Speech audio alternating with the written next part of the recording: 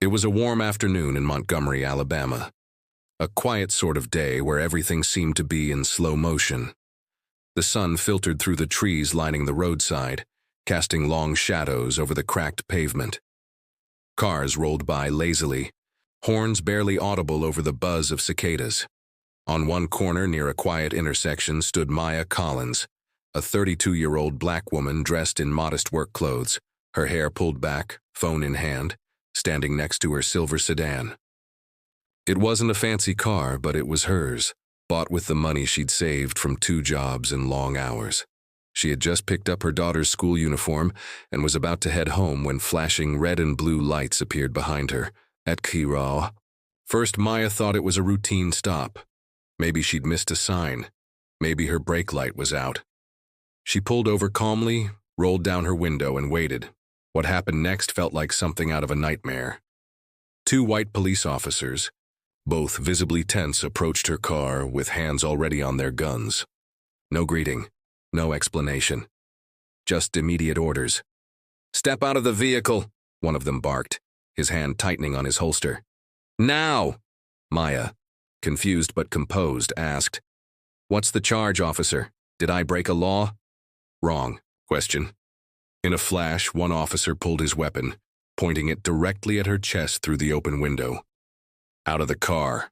Don't move!" Maya froze. She could barely breathe, her heart pounding in her ears. She raised her hands slowly, her phone still recording in her right palm. "Please, I didn't do anything wrong. I just want to know what I'm being stopped for." "Failure to comply. You were driving without a city tag sticker." "That's a ticket," one officer snapped. "A ticket?" Maya's voice trembled. "You're pulling a gun on me for a ticket?" But the officer didn't flinch. He stood there, weapon trained, while the second officer began yanking her door open. "Step out." It felt like a moment from a movie. But Maya knew all too well it wasn't. This was real. And for black people like her, this was a reality too often ignored, explained away, or brushed under the rug. A simple question, a raised voice, a misunderstanding, and suddenly, life hung in the balance. On the sidewalk nearby, people began to gather. Some recorded on their phones. Some shouted at the officers to put the gun away. "She ain't even resisting," one man yelled. "What you pulling a gun for, man?" But the police didn't care. Not then. Then something strange happened. As Maya stepped out of her car, trembling, hands still raised, a low rumble broke through the noise of the street. A vibration in the ground, growing stronger. People looked around. The cops glanced at each other. Even Maya turned her head slowly, unsure of what she was hearing. Then came the sight that no one expected. A massive matte black truck, no police markings, no sirens, came tearing down the street. It wasn't like anything the locals had ever seen. Its windows were tinted black. It didn't stop at any red lights, and it didn't slow down. It pulled up behind the police cruiser with military precision. The vehicle had no state plates, just one seal on its side, the Pentagon's eagle barely visible in the light. The officers froze. One instinctively lowered his weapon, the other slowly backed away from Maya. In seconds, 4 individuals in tactical gear stepped out of the truck, uniformed but not police. Their movements were calm, deliberate. One of them, tall, imposing but composed, walked directly toward Maya and whispered, "Are you all right, ma'am?" Maya nodded, barely, unsure what was happening. The tight man turned to the officers, pulled something from his jacket, and said calmly, "Step away from her. Immediately." The street went quiet. The bystanders were stunned. Phones continued to record. The officers hesitated, confused. One of them muttered, "What the hell is this? Who are you?" But they didn't get an answer. The man in tactical gear simply said, "We'll handle this now. You're dismissed." Just like that, it wasn't just a show of authority. It was something deeper, something heavy, something that told the crowd and Maya that these men didn't answer to the city, or the state, or even the local police department. They answered to something higher. The officers backed away, frustrated but obedient, whispering to each other as they got into their car and drove off. The crowd didn't cheer. No one clapped. It wasn't that kind of moment. It was too tense, too surreal, too unbelievable. Maya stood still, stunned, until one of the men gently guided her to sit on a small metal bench nearby. "We're sorry this happened," the man said softly, removing his helmet. He looked about mid-40s, graying at the temples, a kindness in his eyes. "We've been watching the situation for a while now." Maya blinked. "You've been watching me?" He didn't answer that directly. He simply nodded toward the recording still going on Maya's phone. "Do not delete that footage. It's evidence. We'll take it from here." She looked down at her phone, at the shaky footage showing the gun pointed at her chest moments. "Go?" Her hands were still trembling. She had questions, so many questions, but her mouth stayed shut. Everything had happened so fast. The black truck pulled away as quietly as it had arrived, disappearing into the traffic like a ghost. And just like that, they were gone. But the story doesn't end there, not even close, because across town at that very same moment, another act of quiet courage was unfolding.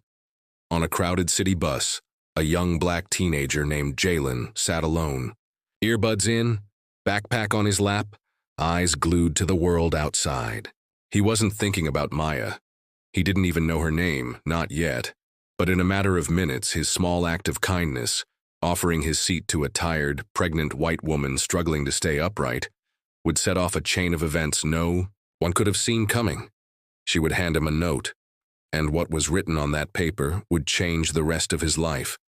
2 lives, 2 moments, 1 city, and none of it would ever be the same again. To be continued. The bus ride had been, rough that morning. Jalen Carter, just 17, was used to it, waking up before sunrise, packing his books, walking 2 blocks to the bus stop and hoping it wouldn't be too crowded.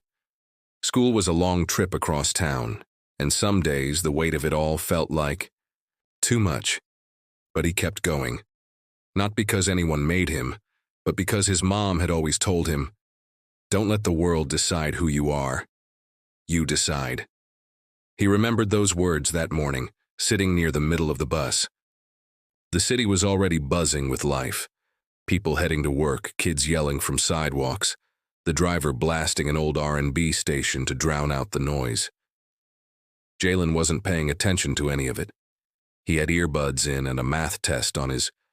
He hated math. It hated him back. That's when he noticed her. A white woman had just stepped onto the bus, pregnant, maybe in her early 30s, holding her belly with one hand and gripping the railing with the other. Her face was pale. She looked like she hadn't slept. No one moved. The seats were full, and no one seemed to care, but Jalen did. Without a second thought, he stood up and tapped her gently on the arm. "You can sit here, ma'am," he said, voice soft but clear. She looked at him, surprised, like she wasn't expecting anyone to notice her discomfort, let alone do something about it. "Are you sure?" she asked, hesitant. He nodded. "Yes. Ma'am, please." She sat down slowly, letting out a breath like she'd been holding it forever. "Thank you," she whispered. Jalen didn't respond. He just stood there, holding the pole beside him, swaying with the motion of the bus as the streets rolled by. It wasn't a grand gesture. He didn't expect anything from it. But somewhere between one red light and the next, the woman reached into her purse and pulled out a folded piece of paper. She tapped Jalen's arm and handed it to him with a strange look in her eyes, part relief, part sadness. "Open it later," she said. "Not now." Before he could ask why, she turned her head and looked out the window.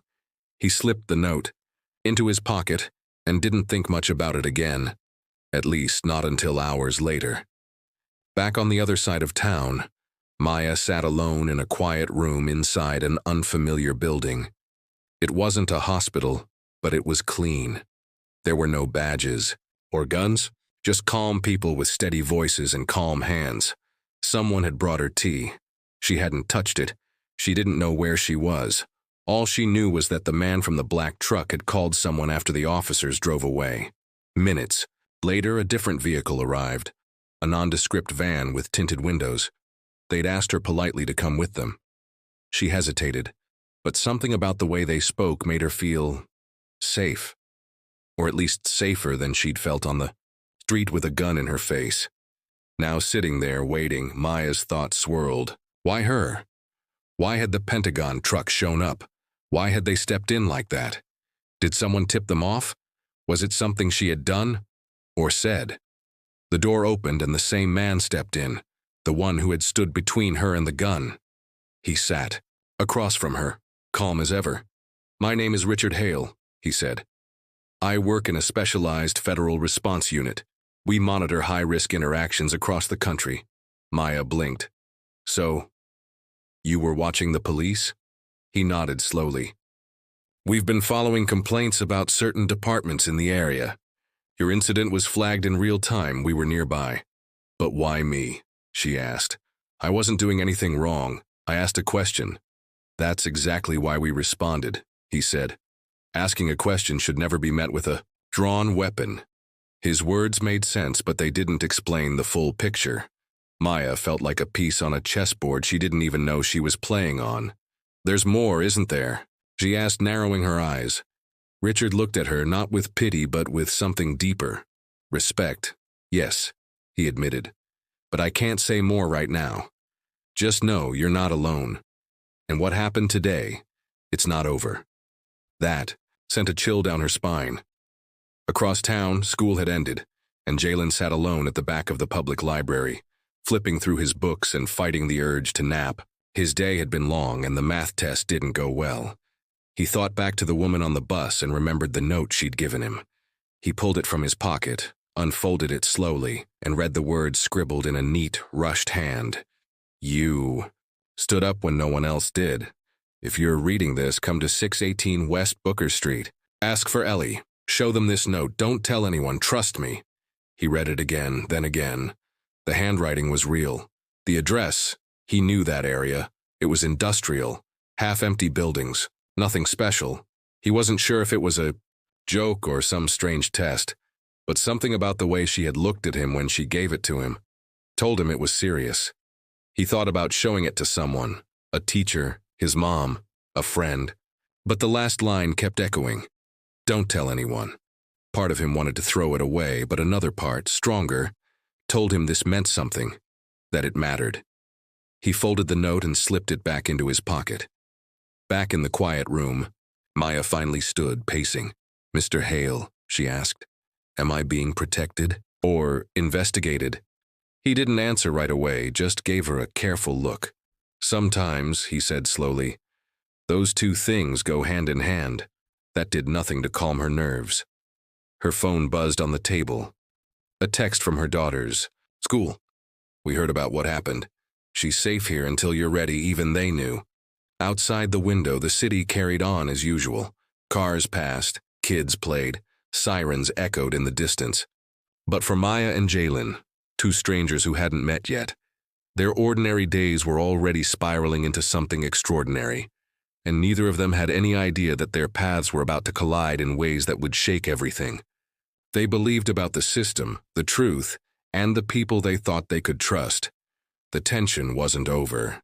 It was just getting started. Jalen waited until Saturday. He couldn't sleep Friday night. The note kept calling to him, echoing louder than his mother's soft voice telling him to rest, louder than the dull buzz of his old ceiling fan spinning, slowly overhead. "Don't tell anyone." Those 3 words replayed every time he blinked. By morning, he'd made up his mind. He told his mom he was heading to the library for a group project and left the house with a knot in his stomach, and the paper still folded tight in his hoodie pocket. When he reached 618 West Booker Street, he stopped at the corner. The building looked abandoned, brick faded, windows covered with plastic, and a rusted chain swinging loosely from the gate. But when he pushed the gate, it opened with a soft groan. He stepped inside the small lot cautiously, like he was stepping into a secret. A side door opened just as he approached. A tall man in black stepped halfway out, scanning him. "You Jalen?" he asked. Jalen nodded slowly. The man reached out. "Let me see the note." Jalen handed it over, fingers cold. The man read it, gave a small nod, then stepped aside and motioned him in. Inside was nothing like the outside. The building had been transformed. Quiet halls with sleek floors, offices with thick doors, computers humming, and people moving like they had. Somewhere urgent to be, no signs, no windows. It didn't feel like a warehouse, it felt like something hidden on purpose. He was led to a small room with a couch and a table. A woman sat there waiting. She stood up as he walked in. It was her, the pregnant woman from the bus. But she didn't look the same. She wasn't holding her stomach anymore. Her face had changed. She stood taller, more alert. And her eyes, which once looked tired and worn, now held something sharp. Focused. "Thank you for coming," she said. "I'm Ellie." Jalen didn't speak. He was still trying to understand why he was there. "I know this is strange," Ellie said, sensing his hesitation. "But what you did, standing up, noticing me when no one else did, wasn't just kind. It showed you have something most people overlook. Awareness." Jalen shrugged. "It was just a seat." She smiled faintly. "Maybe to you, but not to—" She paused and looked at him carefully.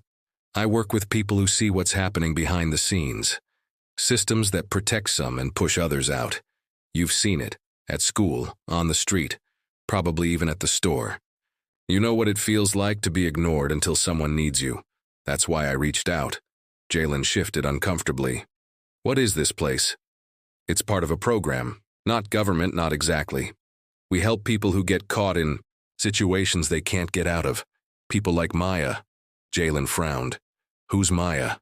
Ellie didn't answer right away. Instead, she tapped a file on the table. "She's the reason we're all here right now." Meanwhile, Maya stood outside. A fenced facility just a few miles away. Richard had taken her there after a long silence in the car. They didn't talk much on the ride. Only brief updates from his phone, some codes and names she didn't understand. As the gate opened, she noticed something odd. No official signs. No badge readers, no loud security systems. But she knew security when she saw it. Subtle cameras, distant voices over radios, layers of calm control. Inside, she was taken to another room, larger this time, with two men waiting. They didn't introduce themselves, just asked questions. What were you doing when the officers stopped you? Why were you filming? Did you notice any unmarked vehicles nearby? Each question sounded like it came with a second meaning. Maya kept answering truthfully, but the longer it went, the more she realized something was off. One of the men finally leaned back and looked at her. "Ms. Langston, you said you were trying to pay a traffic fine, correct?" "Yes." He nodded. "That fine didn't exist. You were sent a fake notice." Maya blinked. "What?" "Someone rerouted the system. Your name was targeted." She felt the floor shift beneath her. "But why?" "I'm just a teacher." The man tilted his head. "No, you're more than that. You're a teacher at a school with 3 children connected to an internal audit on law enforcement misconduct. Your name showed up because someone wanted to send a warning. To you, or maybe to someone watching you." Maya's voice dropped. "So this wasn't random?" The man didn't answer directly. "We don't believe so." Back in the room with Ellie, Jalen leaned forward, still processing. "You're saying what happened on the street wasn't just police being aggressive. It was targeted?" Ellie nodded. "Maya's case is one of many. Some are random, but others, they're strategic. People pushing back against abuse, corruption, transparency. They're being watched. Sometimes they're silenced." Jalen's chest felt tight. "So what do you want me to do?" Ellie paused, then said, "Right now? Nothing. Just listen. But soon we may ask you to help. Not with anything dangerous, just helping people stay visible." Jalen was confused. "Visible?" She nodded. "When people disappear into a system, someone needs to say their names out loud, even if it's just a seat on a bus or a story passed forward." Jalen sat in silence for a moment. He was still just a teenager, still a student trying to pass algebra. But deep down, something told him this wasn't just a story someone else was writing. He was in it now. Later that evening, while Maya sat alone in a temporary safe unit, staring out at the fading light through a heavily tinted window, She remembered something from earlier, when the officer pointed the gun, when she screamed, "Not," out of fear but anger. That moment still echoed inside her. She hadn't been afraid to speak. That's what they didn't expect. And now someone, some group was paying attention. But the more she thought about it, the more questions bloomed. Who sent the fake fine? Why had she been chosen? And why had that black truck arrived so fast? The hour clock ticked. Answers weren't coming yet. But something was building, something layered and dangerous. And the people behind it, whoever they were, weren't done.